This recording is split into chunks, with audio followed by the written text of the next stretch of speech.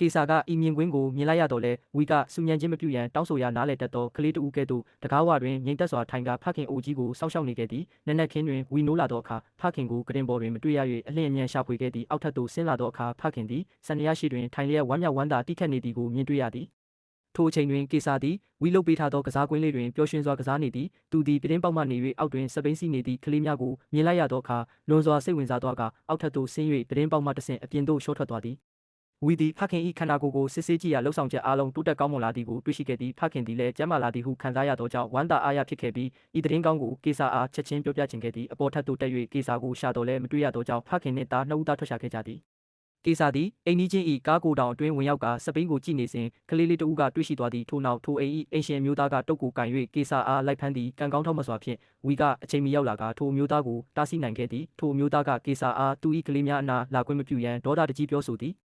ကေစာကိုအိမ်ပြန်ခေါ်လာပြီးနောက်သူ၏ခြေထောက်ဒဏ်ရာရထားကြောင်းဝီအားလက်ဟန်ခြေဟန်ဖြင့်ပြောပြသည်စစ်ဆေးကြည့်ရာဒဏ်ရာရှိနေကြောင်းတွေ့ရသည်ဝီသည်ကေစာကိုတရိတ်ဆန်ယုံသို့ခေါ်သွားရာကေစာသည်ခြံစည်းရိုးအတွင်းမှသူ၏မျိုးနွယ်တူများကိုပထမဆုံးအကြိမ်မြင်တွေ့ရသည်အမျိုးသမီးဆရာဝန်တဦးကကေစာ၏ဒဏ်ရာကိုဂရုတစိုက်ချုပ်ပေးခဲ့သည်ကေစာသည်ထိုဆရာဝန်မလေးကိုအလွန်နှစ်သက်သဖြင့်ဝီအားသူမနှင့်ညစာတူစားရန်စီယုံပေးခဲ့သည်ဆရာဝန်မလေးကမြောက်ဝန်ကလက်ဟန်ပြစကားပြောတတ်လာဟုအံ့ဩစွာမေးသောအခါဝီကအနေငယ်တင်ပေးထားကြောင်းရှင်းပြသည်နောက်ဆုံးတွင်ဝီကရှက်ရွံ့စွာဖြင့်ကေစာကသူနှင့်အတူညစာစားရန်ချင်းဆိုခိုင်းနေကြောင်းပြောပြလိုက်ရသည်ကေစာ၏ဂျားဝင်ဆေးဆက်မှုဖြင့်ဆရာဝန်မလေးသည်ဝီ၏အိမ်သို့ရောက်ရှိလာသည်မြောက်ဝန်အတွက်အထူးပြုလုပ်ထားသောနေရာကိုမြင်သောအခါဆရာဝန်မလေးသည်ဝီကိုသဘောကျသွားသည်စကားစမြည်ပြောနေစဉ်တွင်ဆရာဝန်မလေးကကေစာအားအပြင်ဘက်လေဟာနယ်သို့တင့်တော်သလိုခေါ်သွားတင်ကြောင်းအကြံပြုသည်ဝီကလည်းကေစာသည်အပြင်လောကနှင့်အသားကျတင်ပြီဟုယူဆခဲ့သည်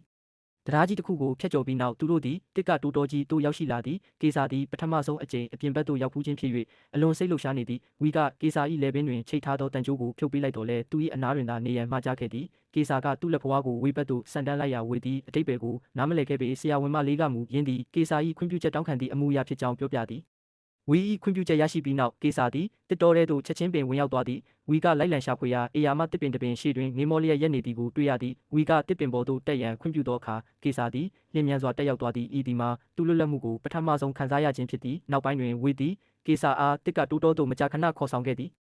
အချိန်ကြာလာသည်နှင့်အမျှကေစာသည်တစ်တော်ကိုပုံမကျွမ်းဝင်လာပြီးတစ်ကတိုးပင်၏အမြင့်ဆုံးထိပ်ဖျားသို့တိုင်တက်ရောက်ကလူသားများ၏စီကားသောမျိုးကြီးကိုဘရင်တစ်ပါးကဲ့သို့ကြည့်ရှုနေခဲ့သည်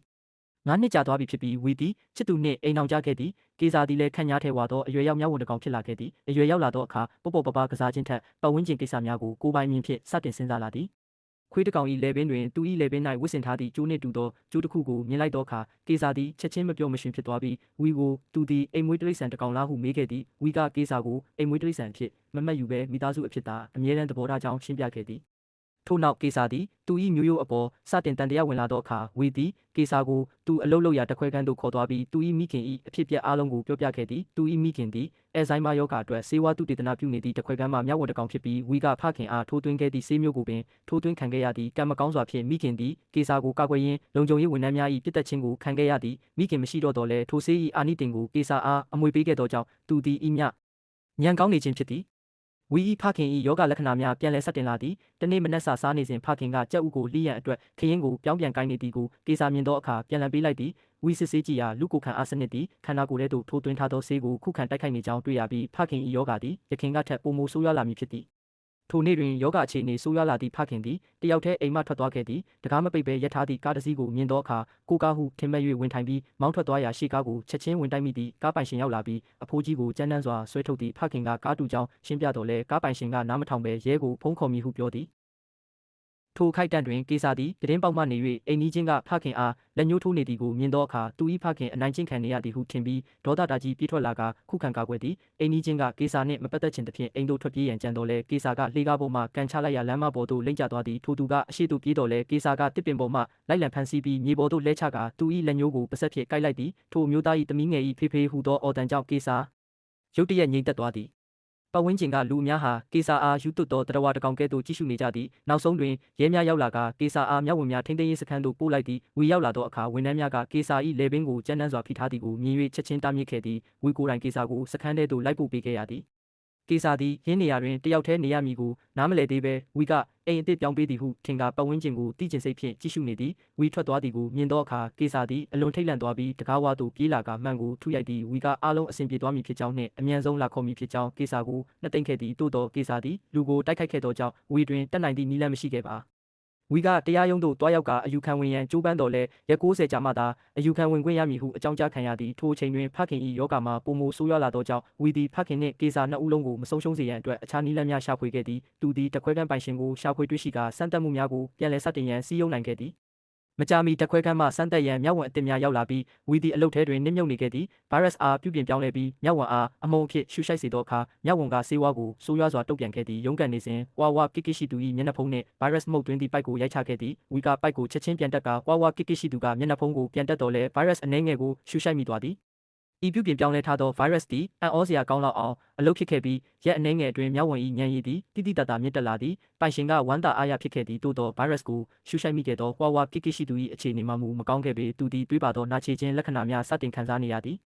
တစ်ချိန်တည်းမှာပင်ကေစာသည်ထိန်းသိမ်းရေးစခန်း၌ကောင်းမွန်စွာနေထိုင်ရခြင်းမရှိခဲ့ပါဝီနှင့်အတူနေတုန်းကအရေးသွေးမြင့်အစာစားခဲ့ရတော့လဲဤနေရာတွင်စားရန်ခက်ခဲသောအရေးဖက်ပုံစံအစားအစာများကိုသာရခဲ့သည်ကေစာသည်ထိုအစားအစာကိုနမ်းကြည့်ပြီးနောက်စောင့်ကြည့်သူ၏မျက်နှာပေါ်သို့ပစ်ချခဲ့သည်ဒေါသထွက်နေသောစောင့်ကြည့်သူကဖီအားမြင့်ရေးပိုက်ဖြင့်ကေစာကိုမုန်းပစ်လိုက်သည်ကေစာသည်အေးဆက်ဆက်တန်လောင်အိမ်တွင်ဆိုးဆိုးစွာကွေးနေပြီးအိမ်ကိုလွမ်းဆွနေခဲ့သည်